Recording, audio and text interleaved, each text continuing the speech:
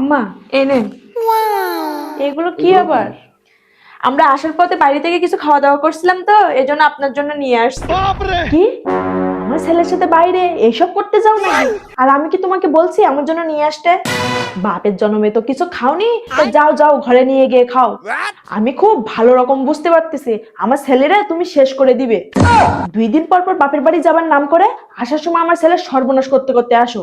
দেখেন আম্মা, কথাবার্তার হিসাব করে বলবেন। আমার খেয়ে ভালো লাগছে এই জন্য আপনার জন্য নিয়ে আসছি।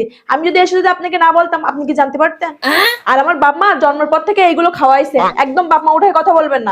তাহলে তোমার বাপের বলতে খাওয়াই নিয়ে আসতে আমার ছেলের সাথে খাইতে গেলে কেন? তোমার মতন মেয়েদের আমাকে চিনায়ও না। তুমি এইভাবে আমার ছেলের টাকাগুলো ধ্বংস করো। বাপের বাড়ি যাওয়ার নাম করে আমার ছেলেকে নিয়ে বাইরে বাইরে ঘুরে ঘুরে খাওয়া দাওয়া করো, এবার বাপের বাড়ি যাওয়ার নাম করো বাপের বাড়ি যাবো ছুটাবো।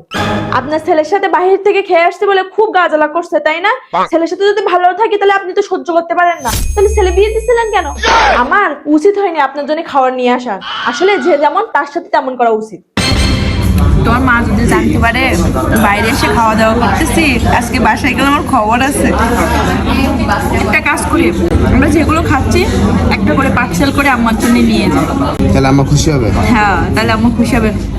তখন তো বলতে পারবে যে না, সে একা খায়নি, আমার জন্য নিয়ে আসছে, তাই না?